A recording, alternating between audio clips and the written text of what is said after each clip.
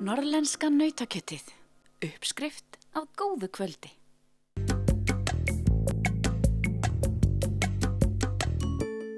Helgina á Akureyrarvöku gaf Kolbrún Ingólfsdóttir, einn eiganda Samherja, nýjum kaldbaki útgerðarfélags Akureyringa nafn við hátíðlega athöfn. Þess var einnig minnst að nú eru 70 ár liðin frá því að Kaldbakur, fyrsta skip útgerðarfélags Akureyringa, kom til landsins og að 60 ár séu liðin frá því að frystihús Úa var tekið í notkun. Í kjölfarið tilkynnti Helga Steinunn Guðmundsdóttir, formaður Samherjasjóðsins, að sjóðurinn hefði ákveðið að gefa vinum Hlíðarfjalls stólalyftum ætlaða í Hlíðarfjall. Guðmundur Karl Jónsson, forstöðumaður Hlíðarfjalls, sagðist vera í skýjunum vegna þessara tíðinda og efaðist að brosið færi af honum á næstu dögum. Segðu mér hvaða þýðingu þessi gjöf hefur fyrir Hlíðarfjall að þínu mati? Þetta er náttúrulega bara algjör bylting. Við höfum svona efri hlutan á svæðinu hefur verið svona hálfgerð svona. Það er ekki allir sem geta skíða hann uppi, þannig að þetta að koma öllum hann upp í efstu hæðir, það verður náttúrulega bara alveg dásamlegt. Þú talar að það væri nú liðin 17 ár frá því að fyrsta skóflustungan var tekin á Fjarkan, þannig að þetta væri nú svona í sögulegu samhengi dálítið skemmtilegu tímapunktur. Já, frábært. Og tíminn er fljótur að líða, 17 ár, en þannig að við getum bara haldið áfram og séð hvað skíðaíþróttin getur gert fyrir bæjarbúa og landsmenn alla. En þetta er ekki alveg dregið fram úr bara annarri erminni, þetta er meira en að segja það. Áttu þið vona á því að þetta geti farið svona?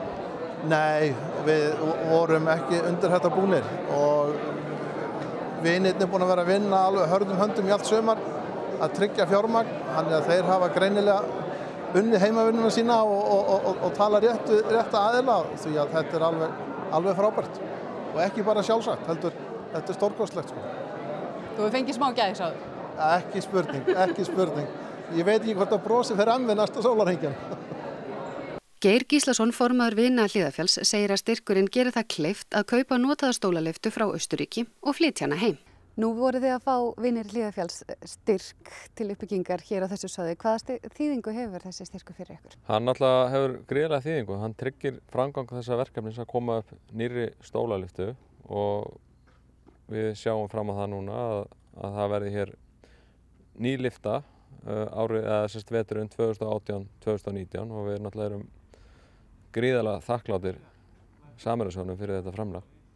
Segðu okkur aðeins frá þessari lyftu. Við erum hérna upp á svæði Hlíðarfjalls, kannski í þeim búningi sem ekki allir þekkja, þar að segja svona sumarlagi. Hvar verður lyftan?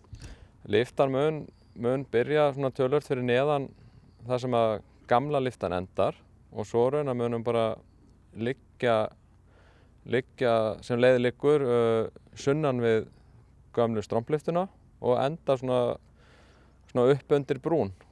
Það er raunar þú átt bara síðasta haftið eftir til að komast alveg upp á brún. Og hvaða þýðingu hefur þetta fyrir þá sem að vilja nýta þetta svæði? Breytir þetta miklu?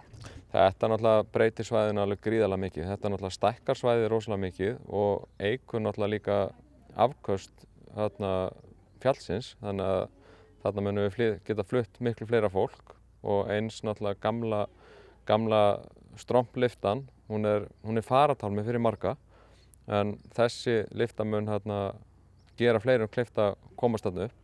Vegna þess að það eru kannski ekkert brekkurnar sem að hræða fólk, heldur er það sjálf lyftan sem að fólki gengur misjafnlega að komast í.